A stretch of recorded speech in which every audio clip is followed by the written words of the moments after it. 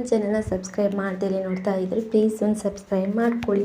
ಹಾಗೆ ನಾನಿವತ್ತು ಕೇರಳ ಶೈಲಿಯಲ್ಲಿ ಮಟನ್ ಸುಕ್ಕಾನ ಯಾವ ರೀತಿ ಮಾಡೋದು ತುಂಬ ಈಸಿಯಾಗಿ ಅಂತ ನಾನು ಹೇಳ್ಕೊಡ್ತೀನಿ.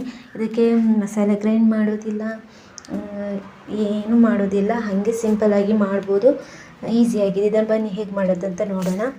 1 kg ಮಟನ್ನ ಚೆನ್ನಾಗಿ ತೊಳೆದ್ಬಿಟ್ಟು ಅದಕ್ಕೆ 2 ಏಲಕ್ಕಿ, ಹಾಗೆ 2 ಚಕ್ಕೆ, ಹಾಗೆ 3 ಲವಂಗ, ಹಾಗೆ ರುಚಿಗೆ ಬೇಕಾದಷ್ಟು ಸ್ವಲ್ಪ ಉಪ್ಪು, ಅರ್ಧ ಟೀ ಸ್ಪೂನ್ ಆಗುವಷ್ಟು ಅರಿಶಿನ, ಹಾಗೆ 1 ಟೀ ಸ್ಪೂನ್ ಆಗುವಷ್ಟು ಶುಂಠಿ ಬೆಳ್ಳುಳ್ಳಿ ಪೇಸ್ಟ್, ಹಾಗೆ ಸ್ವಲ್ಪ ಕೊತ್ತಂಬರಿ ಸೊಪ್ಪು, 1.5 ಲೀಟ್ರ್ ನೀರು ಹಾಕಿ 5 ರಿಂದ 6 ವಿಷಲ್ ಕೂಗಿಸ್ಕೊಳ್ಳಿ.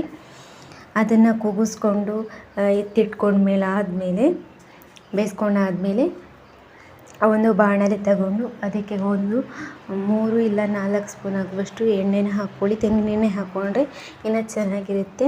ಹಾಗೆ ಇದಕ್ಕೆ 2 ದೊಡ್ಡ ಗಾತ್ರದ ಈರುಳ್ಳಿನ ಸಣ್ಣದಾಗಿ ಕಟ್ ಮಾಡಿಬಿಟ್ಟು ಹಾಕ್ಕೊಳ್ಳಿ. ಚೆನ್ನಾಗಿ ಫ್ರೈ ಮಾಡ್ಕೊಳ್ಳಿ. ಸ್ವಲ್ಪ ಬ್ರೌನ್ ಕಲರ್ ಬರಬೇಕು, ಅಲ್ಲಿ ತನಕ ಫ್ರೈ ಮಾಡಿ. ಅದಾದಮೇಲೆ ಇದಕ್ಕೆ ಸ್ವಲ್ಪ ಶುಂಠಿ ಬೆಳ್ಳುಳ್ಳಿ ಪೇಸ್ಟನ್ನ ಆ್ಯಡ್ ಮಾಡಿಬಿಟ್ಟು ಅದನ್ನು ಚೆನ್ನಾಗಿ ಫ್ರೈ ಮಾಡಿ.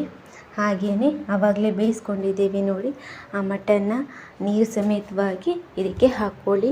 ಇದಕ್ಕೆ ಹಾಕ್ಕೊಂಡ್ಮೇಲೆ 1.5 ಟೀ ಸ್ಪೂನ್ ಆಗುವಷ್ಟು ಖಾರದ ಹುಡಿ, ಹಾಗೆ 1 ಟೀ ಸ್ಪೂನ್ ಆಗುವಷ್ಟು ಗರಂ ಮಸಾಲ ಅಥವಾ ಮಟನ್ ಮಸಾಲನ ಆ್ಯಡ್ ಮಾಡ್ಕೊಳ್ಳಿ. ಹಾಗೆ 1 ಟೀ ಸ್ಪೂನ್ ಆಗುವಷ್ಟು ಧನಿಯಾ ಹುಡಿನ ಆ್ಯಡ್ ಮಾಡಿಕೊಂಡು ರುಚಿಗೆ ಎಷ್ಟು ಬೇಕೋ ಅಷ್ಟು ಉಪ್ಪನ್ನ ಹಾಕ್ಕೊಂಡು ನೀರು ಖಾಲಿ ಆಗೋವರೆಗೂ ಚೆನ್ನಾಗಿ ಕುದಿಸ್ಕೊಳ್ಳಿ. ಚೆನ್ನಾಗಿ ಹಾಗೇ ಕುದಿಸ್ಕೊತಾ ಇರಿ. ನೀರು ಖಾಲಿಯಾಗಿ ಸ್ವಲ್ಪವೇ ಇರುತ್ತಲ್ಲ ಆ ಥರ ಬರೋವರೆಗೂ ಬೇಯಿಸ್ಕೊಳ್ಳಿ. ಹಾಗೇ ಆಮೇಲೆ ಕೊನೆಗೆ ಕರಿಬೇವು ಸ್ವಲ್ಪ, ಹಾಗೆ 3 ಕಾಯಿ ಮೆಣಸನ್ನು ತುಂಡು ಮಾಡಿಬಿಟ್ಟು ಹಾಕ್ಕೊಳ್ಳಿ. ನಿಮಗೆ ಖಾರ ಬೇಕು ಅನ್ನೋದಾದರೆ ಪೆಪ್ಪರ್ ಹುಡಿನ ಇಲ್ಲಿ ಆ್ಯಡ್ ಮಾಡ್ಕೋಬೋದು, ನಾನಿಲ್ಲಿ ಆ್ಯಡ್ ಮಾಡ್ಕೊಂಡಿಲ್ಲ. ಹಾಗೆ ಕೇರಳ ಶೈಲಿ ಅನ್ನೋದರಲ್ಲಿ ಇನ್ನೊಂದು ಸ್ಪೆಷಲ್ ಏನಪ್ಪ ಅಂದರೆ ಒಂದು ಸ್ವಲ್ಪ ಕ್ಯಾಶ್ಯೂ ನಟ್ ಗೋಡಂಬಿನ ಎಣ್ಣೆಯಲ್ಲಿ ಹುರಿದ್ಬಿಟ್ಟು ಅದನ್ನು ಹಾಕ್ಕೊಳ್ಳಿ. ಹಾಗೆ ಅದರ ಜೊತೆ ಸ್ವಲ್ಪ ಕೊತ್ತಂಬರಿ ಸೊಪ್ಪನ್ನ ಆ್ಯಡ್ ಮಾಡ್ಕೊಳ್ಳಿ.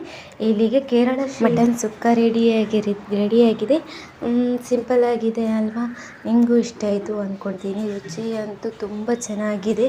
ಕಷ್ಟ ಏನಿಲ್ಲ ಮಾಡೋದಕ್ಕೆ, ತುಂಬ ಈಸಿನೇ ಇತ್ತು ಅಲ್ವಾ? ನೀವು ಪಕ್ಕ ಮನೇಲಿ ಟ್ರೈ ಮಾಡಿ.